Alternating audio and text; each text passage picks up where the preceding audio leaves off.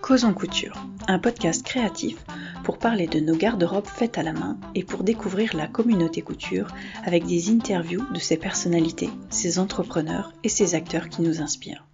Bonjour à toutes et à tous, je suis Mathilde, créatrice de ce podcast et fondatrice d'Atelier Sherwood. J'accompagne les femmes qui aimeraient arriver à apprécier leur garde-robe, qui souhaitent être sûres de leur choix vestimentaire, qui ont envie de se sentir à l'aise avec leur image et qui veulent trouver leur couleur et leurs vêtements de superwoman. Tu souhaites toi aussi ressentir confiance en toi et exprimer au monde qui tu es ?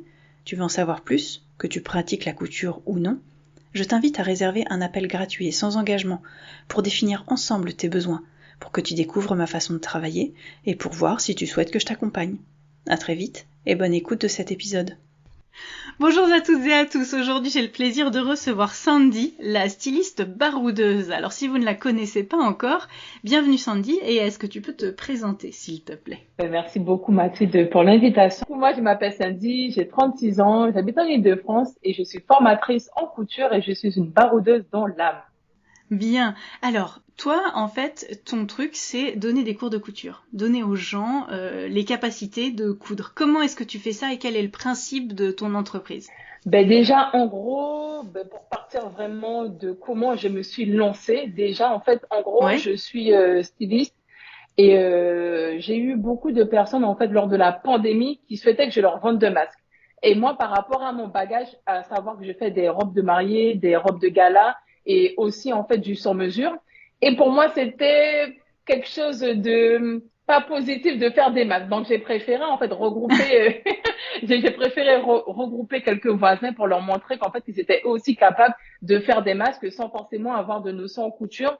Et c'est comme ça que j'ai vu que j'avais en fait cette envie de partager mon savoir. Et la styliste baroudeuse est née parce que j'adore le voyage. Voilà, en gros, dans les grandes lignes, comment j'ai créé mon entreprise.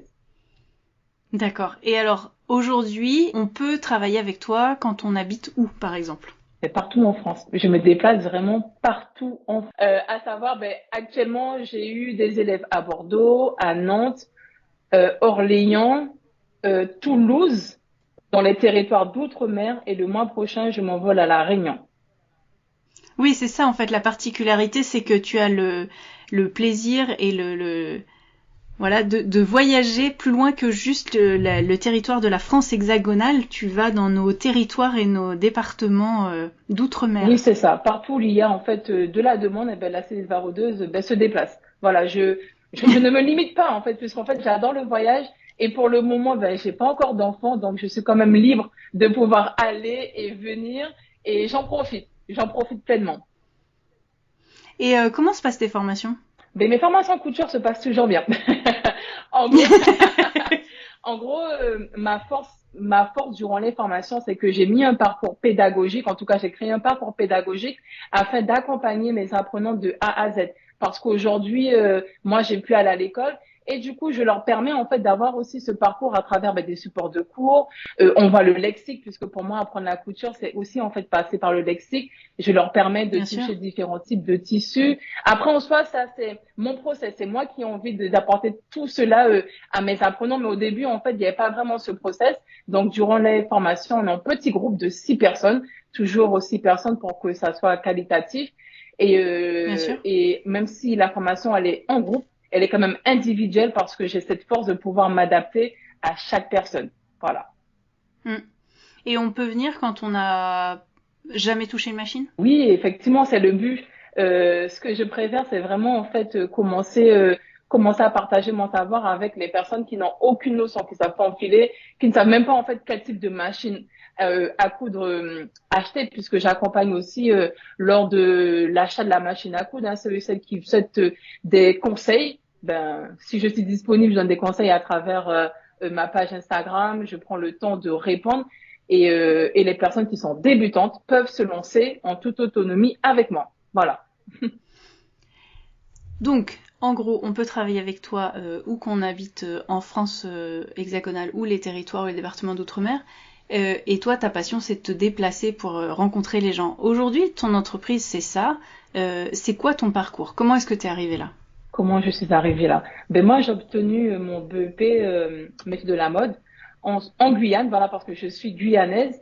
Et à l'âge de D'accord. 18 ans, je me suis envolée en fait pour Bordeaux afin de terminer ma scolarité. Donc, j'ai été en bac pro styliste modéliste durant 2 ans. J'ai obtenu mon bac pro et après, j'ai fait 2 ans dans un atelier de couture sur Bordeaux, à Pessac, dans la ville de Pessac. Et deux très bonnes années, voilà, 2 années enrichissantes. Et à cette époque, eh ben, j'ai pas trouvé de travail, donc j'ai dû abandonner cette filière à contre-cœur. Et j'ai été fonctionnaire de police, voilà, pendant 6 ans. Oui. Pendant 6 ans, j'ai travaillé ben, pour l'État. Et il y avait quelque chose dans ma vie qui me manquait. Donc, j'ai repris goût à la couture. Donc, j'ai créé ma marque de vêtements. Une marque de vêtements qui a fait un flop total. Mais voilà, comme je dis, franchement, c'était un flop total. Après, ben, j'ai fait avec mes moyens. Je n'étais pas accompagnée. Je ne savais pas par où commencer, en fait. Donc, du coup, j'ai vendu des créations, sauf que, ben, j'ai pas pu vivre de cela. Donc, Et, et qu'est-ce qui a fait qu'est-ce que t'es allé chercher dans la police? Parce qu'en fait, c'est quand même, de notre point de vue, là, aujourd'hui, là, comme ça, tout de suite, hyper décalé par rapport à la couture et la mode, en fait. Qu'est-ce que t'es allé chercher quelles valeurs t'ont poussé là-bas, quoi? l'humain. Parce qu'en fait, par rapport à mes valeurs, je suis quelqu'un en fait qui est très proche de l'humain. J'adore aider. Et je me suis dit, ben, quel métier, en tout cas à l'époque, quand j'avais 22 ans, quel métier que je peux, voilà. Aujourd'hui, j'ai pas les mêmes raisonnements. Je me dis, mais qu'est-ce que j'ai fait, en fait, quel choix? J'adorais l'humain et la protection. Voilà, la protection, Ouais. pouvoir, en fait, protéger l'autre, et ben, avec la police à cette époque, voilà. Donc, j'ai passé le concours de gardien de la paix et j'ai passé 6 années. 6 belles années aussi, hein. J'ai comme beaucoup d'expérience dedans. Donc, voilà, c'est ce que j'ai été chercher. Et donc à un moment, tu t'y es plus retrouvé et donc tu as décidé de revenir à la mode et de créer cette collection qui n'a pas marché. Qu'est-ce que t'as tiré de cette expérience en fait? Un peu un flop quoi, mais en même temps, t'en as sûrement tiré du positif. Qu'est-ce que t'en as tiré? Ben, qu'il fallait vraiment être accompagné afin de monter un business. Voilà, qu'on pouvait pas en fait se réveiller du jour au lendemain et puis prendre sa machine, prendre des tissus et puis créer une collection sans forcément ben, avoir travaillé sur le marketing ou même en fait tout quoi, tout le support de l'entrepreneuriat, ça se prépare. On peut pas se lancer comme ça. Donc tout ça en fait, toute cette base en fait, je ne l'avais pas et je pense que c'est ce qui m'a manqué parce qu'après le savoir, la création, même déléguer trouver des couturiers pour pouvoir en fait faire les vêtements pour moi, ça je l'avais, sauf que ben Mhm. comment je vends ces produits? Je ne savais pas comment les vendre. Ouais, voilà, moi je n'étais pas accompagnée, voilà. Et donc t'as très vite arrêté et qu'est-ce que t'as fait ensuite? Ensuite, qu'est-ce que j'ai fait? Eh ben, j'étais au chômage. Je suis restée longtemps au chômage pendant 2 ans à chercher un petit peu ma voie tout simplement. Et le voyage, en fait, quand je dis le voyage, c'est que j'ai jamais eu la possibilité quand j'étais jeune de pouvoir voyager. J'ai passé mon permis et une amie m'a dit, mais tu sais, sur Paris, puisque moi j'habite à Bordeaux, tu sais, sur Paris, on recherche des conductrices de bus. Pourquoi tu viendrais pas? J'ai regardé, elle m'a dit, comment ça t'est fait? Pourquoi tu viendrais pas passer ton permis à Paris? J'ai fait, bon ben, ok, pourquoi pas. Donc, je suis montée à Paris, j'ai passé l'examen, je l'ai eu et j'ai intégré en fait les RATP dans Paris. En parallèle, eh ben, la couture me manquait réellement. Donc, je continuais quand même en fait à faire des vêtements sur mesure. Voilà, pour des Ouais. cérémonies type mariage, gala, et puis aussi pour les personnes de forte corpulence, puisque autour de moi, j'ai pas mal de personnes en fait de forte corpulence qui n'arrivent pas en fait à s'habiller. Donc, je leur confectionnais Ouais. en fait des vêtements sur mesure. J'avais toujours mon petit carnet d'adresses, de commandes pas loin de moi. Et comment t'en es arrivé à aujourd'hui? La pandémie, donc du coup, j'ai toujours confectionné des vêtements pour les personnes, à savoir qu'à cette époque, j'avais quelques soucis financiers, donc il me fallait solder quelques dettes et la pandémie Ouais. est arrivée. La pandémie est arrivée et j'ai une amie qui me dit, mais tu sais, tu as cette dette-là, une amie proche, tu as cette dette-là, comment tu vas faire pour pouvoir régler cette grosse somme? Et j'ai fait, ben, je ne sais pas. Et elle m'a dit, bon, ben, au lieu de vendre des masques, je lui ai dit, ben, tu sais quoi, je vais faire des cours de couture. Elle m'a dit, ben oui, vas-y, fais des cours de couture. Et cet argent-là, ben, tu pourras, en fait, l'utiliser pour éponger tes dettes. Et c'est comme ça, en fait, j'ai vraiment créé la styliste baroudeuse, un, pour éponger mes dettes. Et deux, en fait, j'ai pas fermé la boîte puisque, ben, j'adorais ça. j'ai vu en fait que j'étais pédagogue et que j'adorais en fait la transmission. C'est vraiment la transmission qui m'a fait en fait continuer, créer des process afin de d'apporter vraiment le plus de potentiel, le plus de contenu pour mes apprenants. Voilà comment la Céleste Varro 2 années.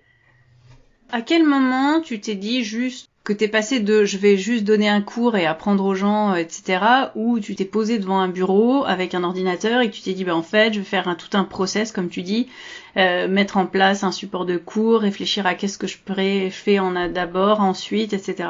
Comment ça s'est passé le temps de vraiment cadrage à fond de ton entreprise pour ce qu'elle est aujourd'hui avec tout un programme sur 3 jours, et t'es même arrivé au point où t'as aujourd'hui la certification Calliope, et ceux qui ont passé ça savent à quel point c'est un truc qui demande un boulot de malade et qui est juste une prise de tête incroyable, avec aujourd'hui tu travailles avec Pôle emploi, avec la possibilité de régler tes formations par Pôle emploi. Je sais que l'autre jour par story tu expliquais à quel point c'était pour toi aussi de la paperasse de folie, mais qu'est-ce qui a fait que t'es arrivé jusqu'à toute ce cadre en fait très fort, mais finalement qui t'apporte quelque chose en plus? C'est l'engouement. C'est vraiment l'engouement qu'il y a eu sur. Je pense que déjà, avant de répondre à ta question, je pense que les gens viennent d'abord vers moi parce que je suis de la styliste baroudeuse. Je suis quelqu'un en fait de très très sociable et du coup en fait c'est cette animation, en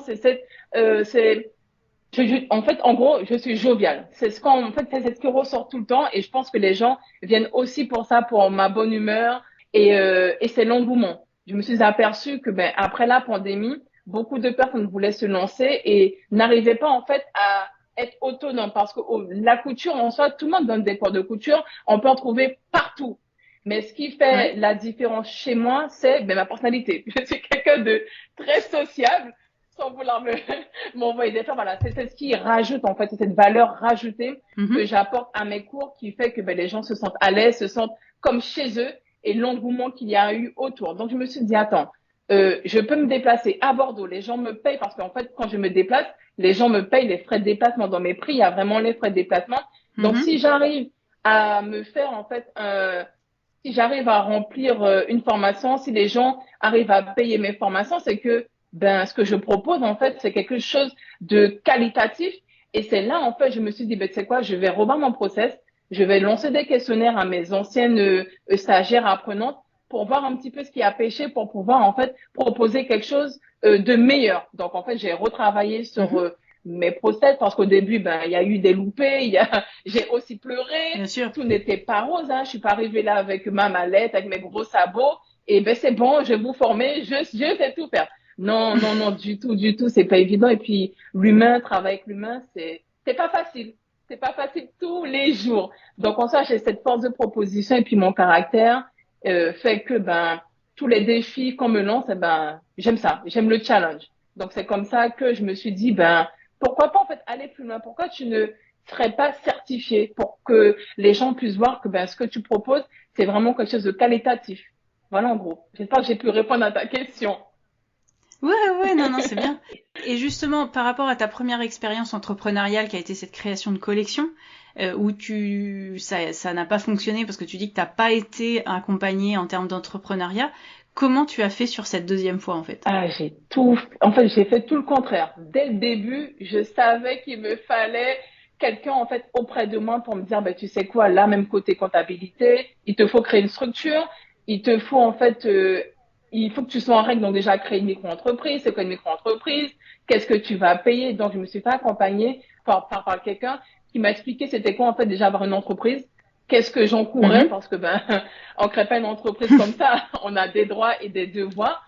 Donc je me suis fait accompagner et je pense que c'est cet accompagnement qui m'a permis aussi de savoir si vraiment j'allais me lancer à 100%. Du coup, j'ai quand même réfléchi, j'ai pris du recul et je me suis dit oui, je suis capable et j'ai envie d'aider le maximum de personnes parce que les retours que j'ai, en tout cas les retours que j'avais au début, c'est que je prends des cours de couture sauf que les cours sont je prends pas plaisir. La personne qui me donne des cours, c'est ennuyant ou je ne suis pas autonome. J'aimerais apprendre à faire ça. Il y a pas ci, il y a pas ça. Et le fait d'avoir été à l'école, je me suis dit non, il faut vraiment que je cherche quelque chose de court, de concis. Les gens apprennent apprennent vraiment en fait quelque chose et qu'ils soient autonomes. Donc, il me fallait être accompagné par quelqu'un qui connaisse un petit peu mon domaine. Et voilà. Donc, vraiment, ce que j'ai fait, c'est l'accompagnement. Être accompagné dès le début. Et aujourd'hui, tu es encore Et accompagnée? aujourd'hui, je suis encore accompagnée parce que, comme tu as dit, le Calliope, mon Dieu, je me tire les cheveux. Parfois, je me demande, mais pourquoi je me suis lancée dans ça? Pourquoi j'ai fait ça? Ouais, il paraît que c'est un gros boulot. Ouais, en fait, c'est la paperasse. Parce qu'en fait, j'ai mon Ouais. boulot, la couture, voilà, on aime ça, donc du coup, on gère. Mais l'État, en fait, nous met des bâtons dans les roues dans tout, puisque, voilà, on peut se faire financer, les gens peuvent se faire financer. Et c'est là où, faut être vraiment pointilleux sur tous les documents qu'on donne à signer, par exemple, les contrats, puisque, voilà, il faut faire des contrats, faut lui envoyer des factures, faut créer des questionnaires pour voir si les gens comprennent. Donc, ouais. Mais je regrette pas. Non. Ça fait combien de temps que tu es certifiée et qu'on peut te travailler avec toi via Pôle emploi, par exemple? Donc, ma certification Calliope, je l'ai eue au mois de juillet 2023. Donc, c'est tout frais. C'est vraiment tout frais. Et les premiers financements du Pôle emploi, mon tout premier financement Pôle emploi par un demandeur d'emploi a été au mois de novembre dernier. Voilà, parce que, D'accord. savoir que les gens sont un petit peu réfractaires quand t'es nouveau sur le Pôle emploi. Et puis, c'est des formations 3 jours. En 3 jours, est-ce que réellement on va apprendre à faire quelque chose? Ils sont sceptiques. Ouais. Les conseillers Pôle emploi aussi, c'est une formation sur 3 jours, mais qu'est-ce qu'elle nous raconte? Et c'est l'échange, puisqu'aujourd'hui, les gens peuvent m'appeler à prendre des appels découverts pour que je puisse leur expliquer un petit peu le process. Pourquoi c'est 3 jours et pas un an? Parce que 1 an pour moi, c'est juste pas possible, puisque par rapport à comment dirais-je, par rapport à mon business model, puisque moi, j'adore voyager. Du coup, pour voyager, il me faut avoir du temps. Donc voilà pourquoi je préfère faire des formations sur 3 à 1 semaine grand max.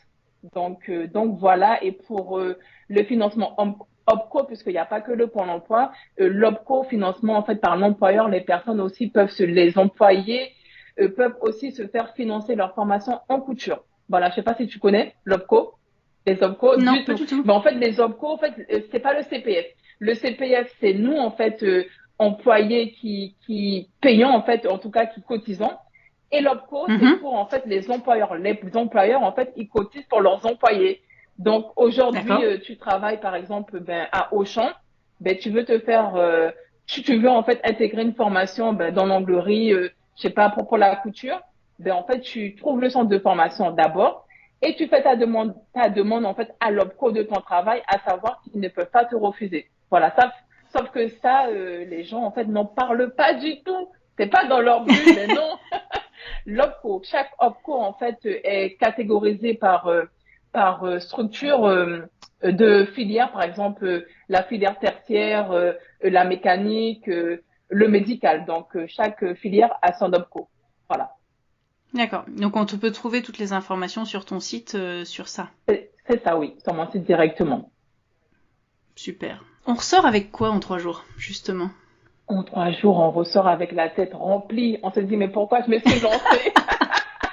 Pourquoi je me suis lancée 3 jours? C'est trop intense.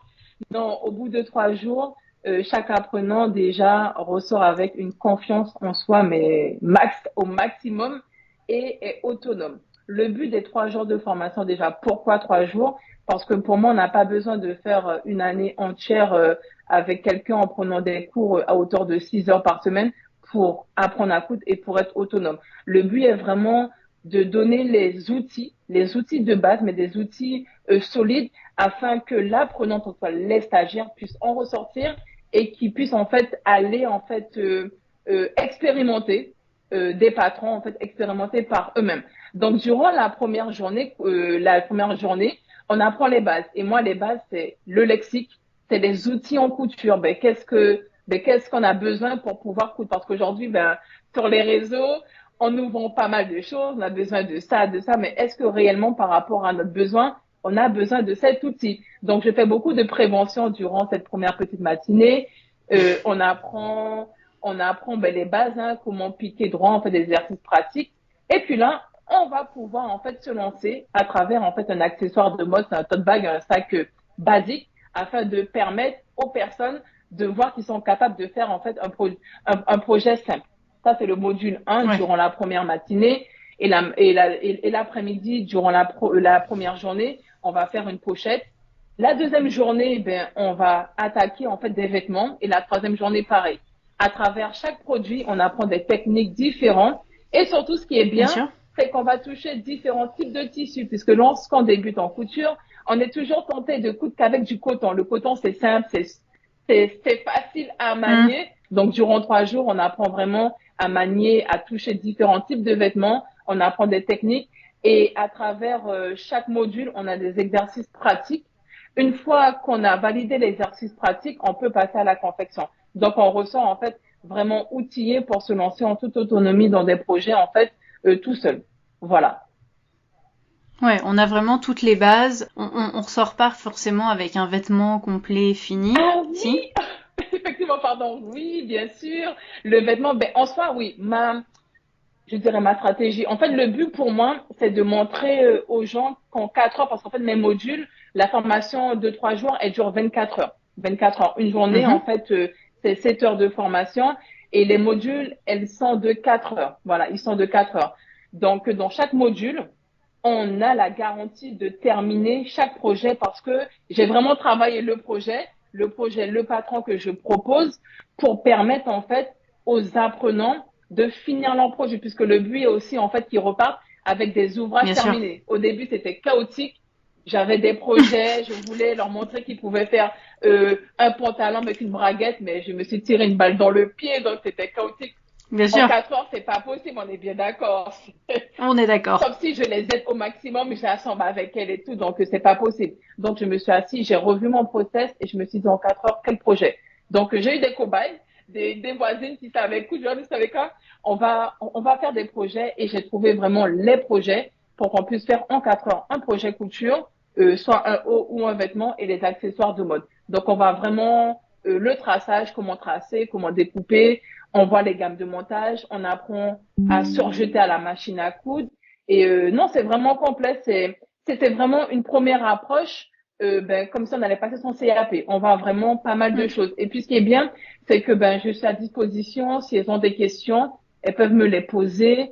Et je pense que l'an prochain, je sais pas c'est quoi le calage.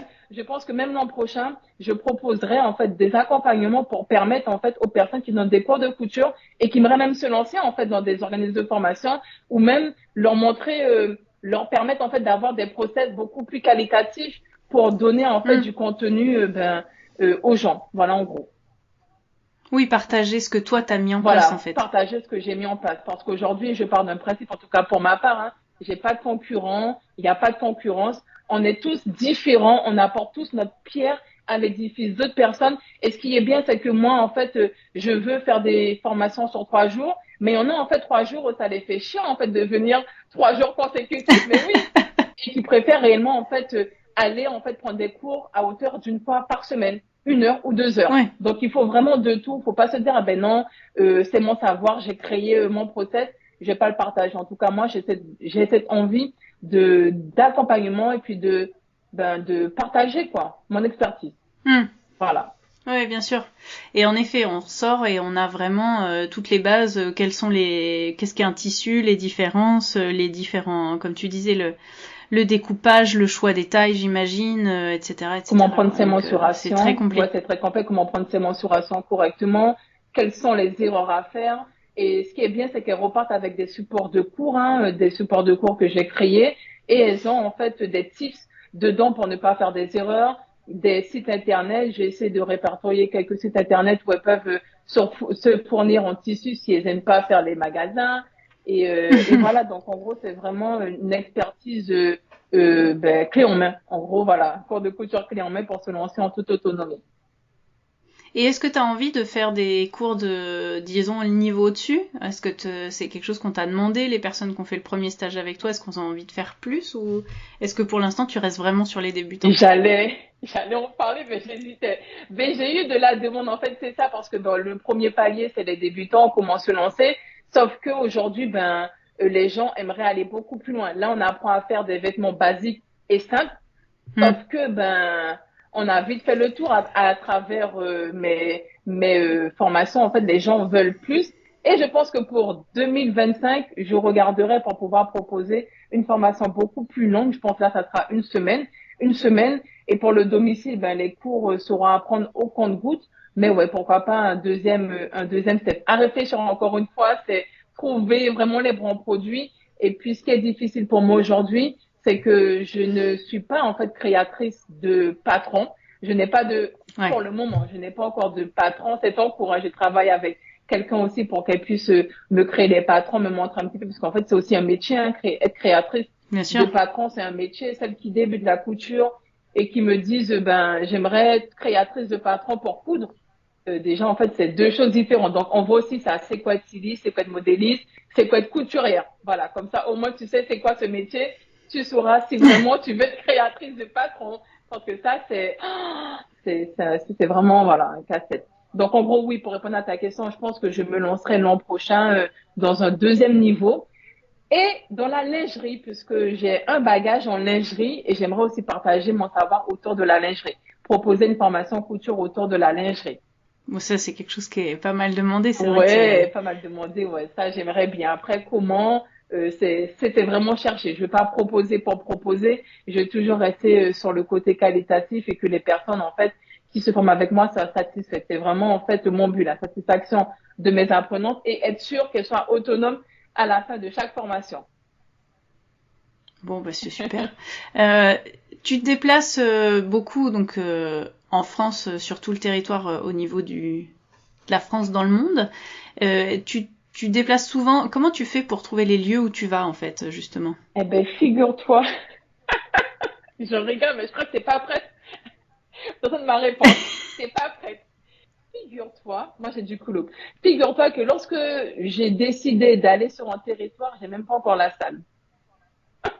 D'accord. J'ai même pas encore en fait la salle. Je suis d'un genre tellement positif. Je me dis, ben si j'aurais la salle, il me faut d'abord poser ma date. Une fois que j'ai ma date, le lieu où je vais aller, je cherche. Bon, ça m'a aussi coûté coûté cher en faisant ça. Donc maintenant, je fais pas la même chose. En fait, je trouve d'abord la salle. Une fois que je trouve la salle, C'est ça. je fais la promotion.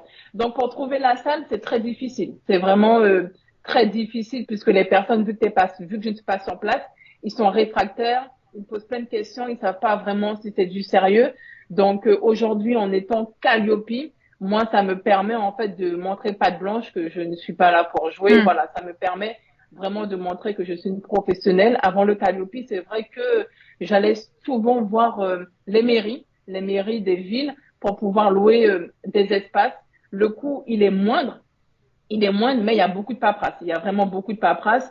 Le temps de valider ma demande, ça prend parfois un mois, alors que ben, la communication, il faut que je la fasse, mais tant que je n'ai pas de lieu, la communication, je peux pas le faire. Donc, pour trouver les Bien salles, sûr. en fait, je vais sur Google, carrément, Google. J'essaie de chercher, puis une fois que j'ai trouvé, ben, je fais la demande, si c'est en mairie. Et maintenant, en fait, pour tous les territoires d'outre-mer, je travaille avec des collaborateurs, en fait, sur des espaces coworking que je loue pour l'événement. Voilà, que je loue pour l'événement. Donc, cette charge, je ne l'ai plus puisque c'est bon, sur chaque territoire, l'adresse est définie. Voilà, je ne change pas.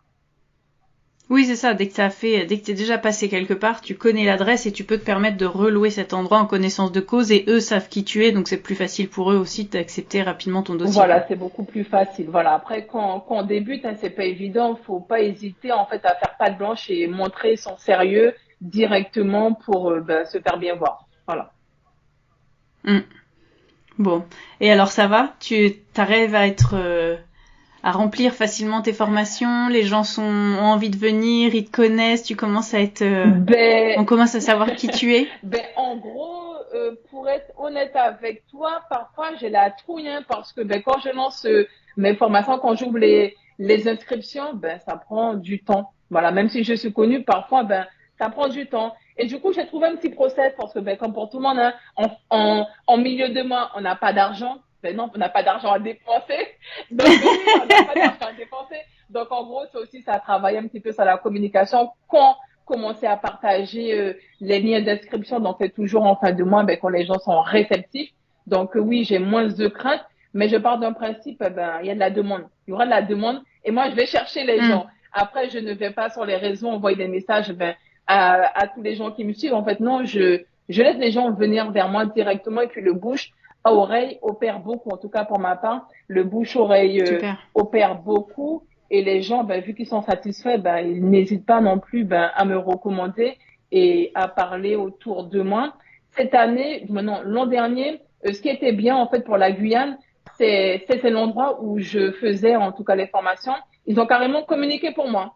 Voilà, ils ont communiqué pour moi en Guyane. Voilà, Super. ouais. Donc du coup, j'ai trouvé ça génial.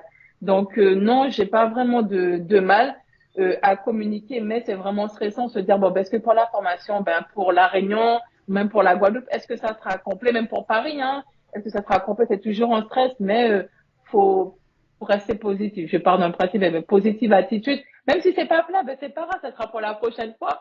C'est tout, c'est tout, c'est tout. Et est-ce que tu continues de faire des vêtements sur mesure? T'as quelques carnets de commandes toujours ou pas du tout? Ou c'est quelque chose que t'as mis de côté parce que t'as plus le temps ou tu préfères te consacrer à ton entreprise aujourd'hui, la styliste baroudeuse? Ben au jour d'aujourd'hui, faire des vêtements pour les vendre ne m'anime plus en fait, ça ne m'intéresse plus. Ouais, ça m'intéresse plus. Ce qui m'anime réellement, c'est de voir le sourire sur le visage de mes apprenants. C'est vraiment ça, la pédagogie. Euh, en fait, ouais, c'est vraiment la transmission. Après, je cours toujours pour moi et pour mon entourage. Mais sinon, non, Super. voilà, je ne fais plus trop de vêtements prêts à porter, voilà. Pour le moment. Après, qui sait, peut-être que dans un futur, j'aime relancer et puis proposer une collection, je sais pas. Je sais pas encore pour le moment. Et, euh, et tu évoquais les femmes qui avaient une corpulence hors standard, justement. Est-ce que c'est quelque chose que les gens viennent te voir avec ces questionnements-là, ou est-ce que c'est une question où justement qui peut t'animer et t'as envie de dire ben, j'ai envie de proposer quelque chose particulièrement pour les gens à forte corpulence ou pas du tout, ou c'est pas quelque chose Oui, je qui se suis pose? vraiment sensible à ça. Pour les personnes en fait, qui ont des difficultés, vraiment même lorsqu'ils recherchent un emploi autour de la couture, je m'intéressais en fait à ce type de profil, les gens qui sont en difficulté, puisque dans ma vie, je pense que le fait d'avoir eu des difficultés dans mon parcours scolaire et que je n'ai pas vraiment eu d'accompagnement, je me dis aujourd'hui, ben, si je peux aider le maximum de personnes, eh ben, je le ferai. Bien sûr, sans me mettre en Hmm, difficulté, hein. bien Mais sûr. je le ferai. Et puis les personnes de forte corpulence, c'est vrai que ils n'ont pas forcément, même les patrons. Il y a des patrons couture pour eux, sauf que qu'il n'en existe pas beaucoup. Après, c'est aussi un travail colossal hein, pour les créatrices de Hmm. proposer ce type de patron. Donc ouais, ça, ouais, je ne suis pas différente à ce profil de personnes. Et c'est quelque chose dont tu vas parler dans tes formations? Oui, je survole un petit peu ce sujet, puisque en fait, si je rentre dans ce sujet, je vais pas pouvoir passer les modules de formation, mais je survole et puis durant la formation, en fait, on travaille, on apprend, mais on parle, en fait, c'est convivial. C'est comme si on était à la maison, on est Hmm. entre copines, on parle de plein de sujets, mais on travaille et on a beaucoup abordé ce sujet-là des patrons, en fait, pour les personnes en forte corpulence qui n'avaient pas assez. Et pourquoi Sandy, tu proposerais pas des patrons pour ce type de personnes? Eh ben, la question, c'est que ben, Sandy n'est pas formée pour ça et je ne veux pas non plus proposer ce type de patron et puis que ça soit pas accessible et voilà quoi, parce que ben, il faut savoir faire hein, aussi. Hein. Et c'est Ouais. pas mon métier. C'est vraiment pas mon métier. Et t'as pas envie d'aller par là, toi. Le modélisme, c'est pas forcément quelque chose qui t'intéresse. Oui, j'ai des notions de modélisme, mais ça, je m'ennuie en fait. Ça m'ennuie. Je suis saoulée en fait par. Désolée, hein. Désolée. Ah non, mais c'est pas chacun son truc. Il en faut pour tout le Ouais, monde, je hein. suis. Non, c'est pas. Je préfère déléguer. Si vraiment je me lance dedans, je pense que je vais travailler en collaboration avec quelqu'un qui va s'y connaître et qui va exécuter ce que je lui ai demandé. Voilà, ce que je lui ai demandé, tout simplement pour pouvoir faire du travail de bonne qualité. Tout simplement, on va déléguer. Après, on me dit souvent, mais tu délègues beaucoup. En fait, déléguer, c'est pour aller plus vite. Et si on a les moyens, ben pourquoi pas. Après, si j'ai pas les moyens, ben du coup, il va falloir que je me forme. Et pour pouvoir avoir les moyens, ben, il faut que je sillonne la France entière pour pouvoir déléguer certaines choses. Je parle beaucoup de déléguer, d'accompagnement, mais j'attire vraiment l'attention, quel que soit le milieu dans lequel, en fait, on veut se lancer. Être accompagné, en fait, ça va vous propulser, vous allez, en fait, aller plus vite. Les réseaux, YouTube, a ses limites. Et c'est lorsqu'on est au pied du mur qu'on se rend compte, et bien, effectivement, on aurait pu mettre 100 euros de plus, être accompagné et aller au bout, en fait, droit au but.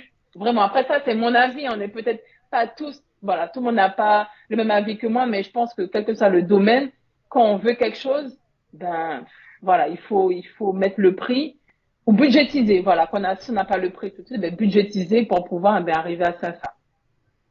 Oui, c'est de l'investissement en fait, mais faut le voir justement pas comme une dépense qui va être en l'air, mais au contraire qui va permettre d'avancer plus vite ou mieux ou plus efficacement quoi. Effectivement, après ça, c'est encore un autre sujet, l'investissement. Tout le monde n'est pas pour, hein, voilà, tout le monde n'est pas pour, et ça c'est ok. Voilà on peut parler de prix parce que je m'as pas posé la question combien coûtent mes formations. Vas-y, je t'en prie. On peut parler prix en toute transparence. Ah non, avant de parler prix, j'ai oublié, tu me demandais comment se passent mes formations. J'ai oublié de te dire que dans mes formations, en fait, je fournis tout le nécessaire. Lorsqu'on vient, en fait, se former avec moi, mes apprenantes, en fait, ont tout le nécessaire. Quand j'ai tout le nécessaire, je mets à disposition les kits couture. Ce que j'appelle kits couture, ben, c'est les ciseaux, les aiguilles, en fait, tout le nécessaire pour faire de la couture. Et à travers ce kit, je les permets en fait de voir que ben, lorsqu'on débute la couture, on n'a pas besoin d'avoir plein de choses. On a besoin de Non. peu de choses. Et si on achète des choses de qualité, on peut le garder toute notre vie. Moi, mes épingles de lycée, tu sais quoi, je les ai toujours. Mes épingles, ma boîte de lycée. Bon, par contre, j'avais une grosse boîte d'épingles vertes, une grosse boîte épaisse, je sais pas combien elle pèse. Bon, j'en ai plus beaucoup dedans non plus, hein. Il me reste un franc. J'ai 36 ans, c'était il y a 18 ans à peu près. Il me reste un petit peu mon bracelet du lycée. Je les ai, je me dis, mais purée, ma propre, en fait, heureusement qu'elle nous a, en fait, dès le départ, elle nous a dit, bon, même si je sais que vous n'avez pas les moyens et tout, mais essayez, si vous pouvez, de mettre de l'argent de côté et achetez-vous, en fait, une seule fois, en fait, ce qu'il vous faut. Comme ça, vous n'aurez plus à l'acheter. Et ça, en fait, j'attire vraiment l'attention là-dessus. Après, on peut faire aussi l'inverse, hein, acheter quelque chose qui va pas durer, mais c'est pas grave, en fait, au moins s'outiller.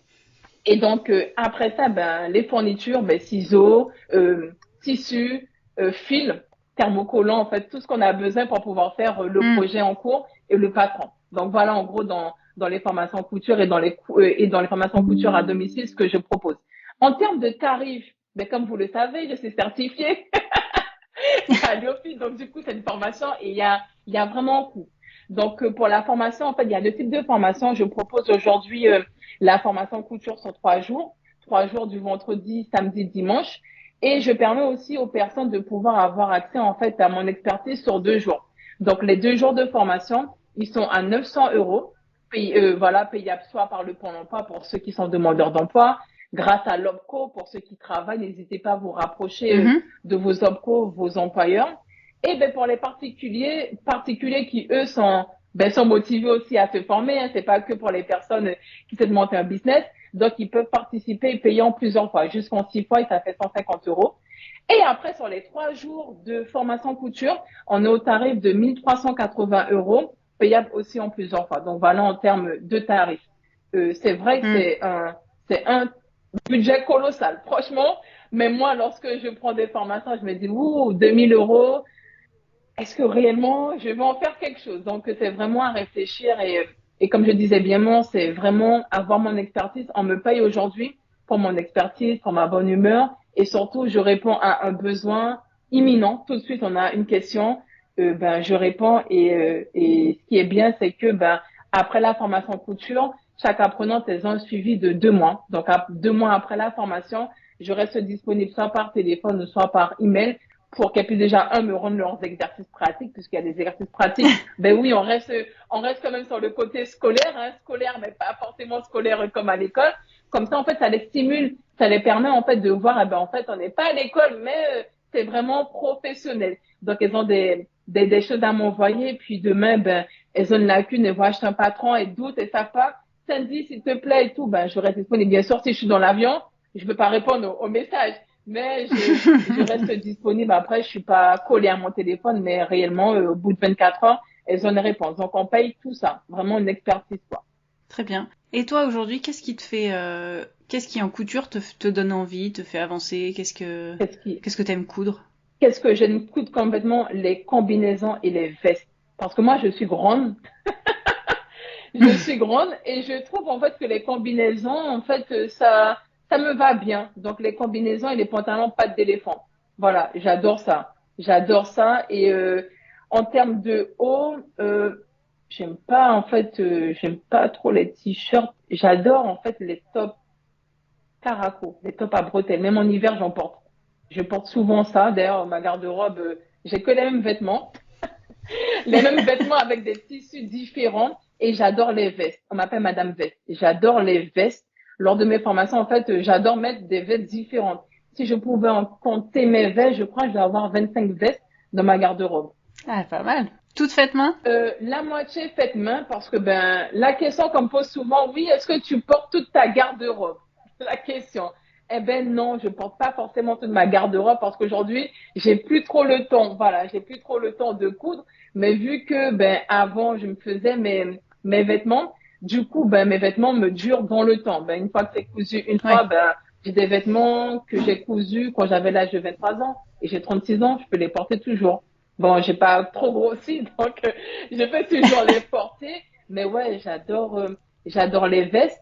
Et en parlant de vestes, je pense même que je vais, ouais, pourquoi pas créer une formation en fait autour de différents types de vestes pour voir aussi les détails, les différents montages. Donc ça pourrait être pas mal. Ça pourrait être pas mal, surtout en France, eh ben, il fait froid, donc voilà. Et toi, qu'est-ce que tu aimes comme type de vêtements? Moi, j'adore coudre les pantalons et les manteaux, qui n'est pas forcément ce dont j'ai toujours besoin, mais non, oui, j'ai vraiment une passion pour ces trucs-là. Et je trouve que le manteau, en fait, en technique, c'est juste génial, quoi. Je trouve qu'il y a des techniques fantastiques et tout de suite ça fait classe. Donc les vestes, les manteaux, là, je vais sûrement me lancer dans le tailleur, avec de la toile tailleur, des trucs, tout avec plein de trucs à la main. J'en frétille d'avance, tu vois. On est fou, on est fou. Et ouais, là, j'ai un peu un défi lingerie à venir. J'ai découvert, je me suis enfin lancée dans les culottes l'année dernière. Donc là, je kiffe ça. Et j'aimerais tenter un soutien-gorge. Mais moi, j'ai une forte poitrine, donc j'aime les soutiens-gorge à armature, etc. Donc bon, ça rajoute un peu du défi entre ce que j'aime en termes de support, maintien, etc. Et bon, je pense que je réécouterai mes podcasts sur la lingerie pour me relancer. Voilà, pour Effectivement. retrouver les bons conseils des créatrices et des filles qui font de la lingerie, petit à petit, suivant ce que j'aime, les tissus, la saison.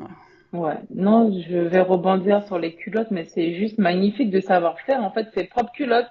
C'est super Ah, simple. mais le Le confort! Le confort, confort! merci, voilà. En fait, j'ai fait des culottes avec mes élèves et ce qui était génial, c'est de leur dire, venez avec votre culotte préférée, c'est-à-dire que moi j'aime bien quand ça m'englobe les fesses et il y en a qui aiment bien quand au contraire, c'est beaucoup plus échancré, c'est D'accord, plus ou moins haut, etc. Et chacun en fait a ses goûts et chacun a un corps différent, des fesses différentes, des hanches bien différentes. sûr. Comme je dis, les bourrelets du ventre, il y en a un, il y en a deux, il y en a trois, il y en a à différentes hauteurs. Et en fait, on a tout un corps différent, donc forcément, on aime porter ses culottes différemment.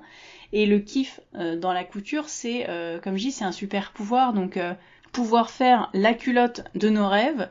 Quand on a trouvé un bon patron, on peut faire un petit tweaks ou deux. Bien sûr. Et ben en fait, c'est bon quoi. Et quand on a son patron préféré, ben en fait tout roule On le quoi. garde Et à vie. j'avoue que c'est ça. Moi, mon patron, là, je l'ai réutilisé avec des coupons de dentelle. J'ai le kiff absolu. J'avais jamais eu de culotte en dentelle avant. En fait, j'aimais pas porter ça parce qu'elles étaient pas agréables. Et là, maintenant, comme c'est à la bonne taille et bien foutu, Tu te sens à et l'aise j'adore, dedans. Ben quoi. voilà, en fait, et Ouais, du coup, tu peux te créer carrément ben, ta lingerie toute seule. Et c'est ça le but. c'est ça. C'est ça le but. Ouais, Je pense qu'on a un savoir que beaucoup de personnes en fait aimeraient avoir, mais ont peur. En fait, ils ont peur de se lancer. Ils pensent en fait c'est tellement de choses qu'il faut savoir pour pouvoir se lancer en couture. Sauf que non, en fait, juste avoir les petites bases. Et puis après, ben, si vous voulez vous lancer dans des petits projets en regardant des vidéos YouTube, en fait, on peut se lancer. Hein. On peut y aller. Hein. C'est pas de la couture. C'est pas compliqué. Moi, l'exemple que j'aime bien donner à mes stagiaires lorsqu'ils font appel à moi lors des appels découvertes. Déjà qu'on est venu au monde, on n'avait pas de dents, on savait pas manger, on savait pas marcher. Mais c'est pareil, la couture, c'est pareil. Laissez-vous le temps, en fait, d'apprendre l'apprentissage. Vous n'allez pas, mais moi, j'apprends des choses, hein, tout le temps. J'apprends tous bien les sûr. jours. J'apprends tous les jours. Aujourd'hui, je sais que, ben, mes vêtements, je kiffe les coutures anglaises. J'adore ça, Hmm. les coutures anglaises. Ça, c'est mon kiff dans tous mes vêtements quand je peux. Couture anglaise, ça rapporte la Hmm, qualité. Et hmm. puis bon, après, c'est un peu relou par moment, mais Mais c'est bien. Donc, en couture, c'est pareil. Quand on vit au monde, on est bébé, on n'a pas de mâchoire, on boit du lait, après on mange de la purée, on mange des pommes de terre. Donc, c'est pareil. En couture, nous sommes des bébés couturières et ensemble, nous pouvons en fait expérimenter. Donc, laissez-vous vraiment le temps en fait d'expérimenter. Puis, faut faire des erreurs. Sans erreurs, on ne peut pas savoir si réellement en fait ce qu'on fait c'est bien ou pas. Donc, vive les erreurs et voilà. Bah oui, oui, puis moi, il y a des gens qui me disent, oh là là, mais tu couds super droit, super au bord. Je fais, non, mais les filles, en fait, il faut des mètres et des kilomètres de couture et il n'y a pas de secret, en fait. Faut pratiquer, pratiquer, pratiquer. Et pareil, moi, je leur fais tester une culotte sur un vieux t-shirt, donc comme ça, il y a un enjeu qui est très minime. Ouais. Et l'avantage, c'est qu'on a tout un vieux t-shirt chez soi, donc ça, c'est juste génial. Et en fait, c'est pareil, la culotte, le challenge, c'est la pose de l'élastique quand on a trouvé la bonne forme. Et j'ai trouvé ça génial de voir une de mes élèves qui a retravaillé sa forme 2-3 fois avec plusieurs vieux t-shirts. Et après, au bout de 3 culottes, forcément, la pose de l'élastique était devenue beaucoup plus fluide. L'autre jour, j'en parlais sur Insta rapidement, j'ai fait 19 petites culottes pour ma fille et ma nièce. Voilà. Donc la pose d'élastique, comment vous dire que je commence à maîtriser. Là, tu gères, c'est sachant bon. Les yeux fermés. C'est ça, sachant qu'il y a 1m70 par culotte multiplié par 10. Bref, donc la pose d'élastique, c'est bon, je crois que je gère. Bon, elles sont ravies, donc et moi aussi de leur avoir fait ce plaisir. Mais en fait, de se dire que il n'y a pas de secret, c'est-à-dire que comme tu le fais dans ta formation, 3 jours, c'est très court, mais en fait, moi j'ai le sentiment que ce que tu apportes, c'est ce que moi j'ai eu l'occasion de croiser avec que ce soit des élèves ou des gens en couture ou des gens que j'ai eu aussi en entretien, qui disent en fait oui, on peut tous coudre et tout ça, mais il y a forcément un moment où on va se dire oui, mais je me suis plantée dans le tissu. Si j'avais su, j'aurais su qu'il faut utiliser plutôt tel point, plutôt telle aiguille, plutôt telle technique, etc., etc. Et en fait, finalement, tu donnes une espèce de boîte à outils qui permet après d'expérimenter, mais forcément, après, il faut prendre le temps et il faut coudre et il faut le vivre, l'expérimenter, le s'entraîner en fait. Il n'y a pas de secret. Et si on fait des formations sur 1 an par exemple, ce qu'on va gagner, c'est l'expérience. Le savoir va peut-être pas, sur 1 an peut-être, mais en tout cas sur des formations de 2-3 semaines ou 6 mois de formation à 2 heures par jour, peut-être qu'on va pas gagner beaucoup plus, mais on va gagner de l'expérience, du temps si on a le temps de coudre entre chaque 2 heures, etc., etc. Et ça, y a pas d'autre solution que de le faire et de prendre le temps. Effectivement, il n'y a pas de secret. Il faut pratiquer, pratiquer, pratiquer. Et tu disais quelque chose de bien lorsque tu faisais, en tout cas lorsque tu fais tes cours avec tes élèves. En fait, tu fais des prototypes. On se lance pas directement. Voilà l'erreur numéro 1 que beaucoup de personnes qui se lancent en couture. Je vais faire une jupe patineuse. Je vais acheter mon tissu. Bon, je lave ou pas, selon ce qu'elles savent. Parfois, elles lavent pas. Voilà, il y a ça aussi. Je lave ou pas. Et puis, je découpe directement dans le bon tissu. Mais est-ce que la taille que tu as choisie, t'es sûre? C'est ça, en fait, c'est cette erreur. Et si t'as pas vraiment l'expertise, t'as pas fouillé sur les réseaux pour savoir cela, tu perds un beau tissu pour rien. Donc, vraiment, la toile, voilà, faire des toiles. Les gens ont la flemme aujourd'hui, hein. Franchement, Mathilde, les gens, ils ont la flemme de faire des toiles. Et je trouve que c'est dommage parce qu'en fait, faire une toile, ça garantit vraiment d'avoir un vêtement sur mesure et à vie. Comme ça, en fait, c'est fini. On fait notre toile, bien sûr. Si on perd on perd pas. En fait, si on prend 1 semaine pour la faire, c'est pas grave. Il faut voir, en fait, ce qu'il y aura après. J'ai fait ma toile. Une fois qu'elle est faite, on est tranquille, en fait. L'avantage aussi de la toile, c'est qu'on va passer déjà une première fois les parties techniques. Oui. Donc, encore une fois, l'expérience, c'est-à-dire que quand on les aura fait une fois, la deuxième fois, elle est forcément plus facile. Et ça, voilà. Et pareil, sur le bâti, je sais plus, l'autre jour, quelqu'un faisait un sondage sur le bâti. Est-ce qu'on bâtit? Oui, en fait, bâtir, ça veut dire que déjà, vous allez pouvoir coudre de manière beaucoup plus à l'aise parce que le truc va moins vous se casser la figure sous le pied. Et puis, deuxièmement, vous aurez tout mis en place, ça sera nickel. Donc, il y a plein de choses aussi comme ça qui sont liées à la lenteur, à l'expérience, à prendre le temps. Et des fois, on n'a pas envie, mais alors qu'en fait, on a tout à y gagner. En fait, sur le long terme, en fait, quand on met les choses les unes au bout des autres, on a tout à gagner, être un peu plus lent pour être beaucoup plus performant. C'est vrai, effectivement. Après, il y a aussi l'autre aspect de concurrence, le regard, ce que l'autre fait. Ah oui, mais j'ai vu, elle a fait son vêtement, elle a dit qu'elle a fait en 3 heures une journée. On est tous différents et du coup, ben, C'est se ça. comparer aux autres, ben, ça, mais moi, la première, sans vous mentir, moi, la première, lorsque je me suis lancée en couture, mon Dieu, j'allais scruter partout. Oui, mais elle fait comme ça. Elle a mis cette tarification. Je me compare, hein, mais je me sens nulle. En fait, non, on a tous notre chemin. Du coup, faites avec vos Bien sûr. moyens. Et puis, il faut arrêter de regarder trop à gauche, trop à droite. Sinon, on fait rien. Et ben, c'est désastreux, quoi. Ouais, et puis même sur le rythme couture, moi j'ai aussi des élèves qui me disent ah bah oui mais moi j'avais tant de temps, elle a fait ça. Je dis oui mais enfin autour de la table en cours de couture, chacune a une vie différente avec plus ou moins du temps, Le de temps, ouais. l'envie, de l'énergie et comme certaines personnes vont faire un plat en cuisine en 3-4 heures, d'autres vont le faire en une demi-heure, chacun son expérience, son organisation de cuisine et pareil sur son atelier. Enfin, on est tous différents et finalement ça c'est avant tout, enfin ça reste quand même principalement un hobby, quelque chose qui nous apporte du bon. Enfin c'est comme une forme de thérapie. J'aime bien la couture thérapie. Moi je trouve Ouais. que ça nous fait du bien. Et ben à partir de là, enfin pourquoi chercher une performance finalement? Chercher un bienfait, un truc bien fait dont on aura, enfin dans lequel on aura eu plaisir à avoir l'expérience. Enfin j'ai mes mots dans ma phrase dans le bon mauvais sens, mais Cette vous fierté, en fait, cette fierté d'avoir fait quelque chose pour soi-même et d'avoir pris le temps, en fait, le temps qu'il fallait pour pouvoir, en fait, concevoir ce vêtement, ça n'a pas de prix. Ça n'a vraiment pas de prix. Et aujourd'hui, moi, lors des formations aussi, on parle de ce sujet. Regardez pas, en fait, votre voisine.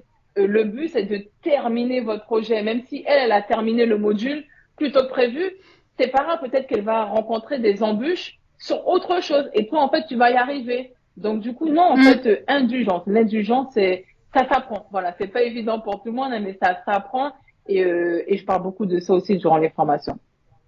Bah oui, oui. Puis la patience, et puis on se rend compte, enfin moi je me rends compte que euh, toutes les personnes qui cousent n'ont pas les mêmes intérêts. Il y en a qui Oui, sont hyper perfectionnistes ouais, avec des finitions de tarés qui peuvent pas se permettre de laisser traîner un truc. Et il y en a l'autre qui sont bon, je m'en c'est pas fiche, grave. j'avance et tout.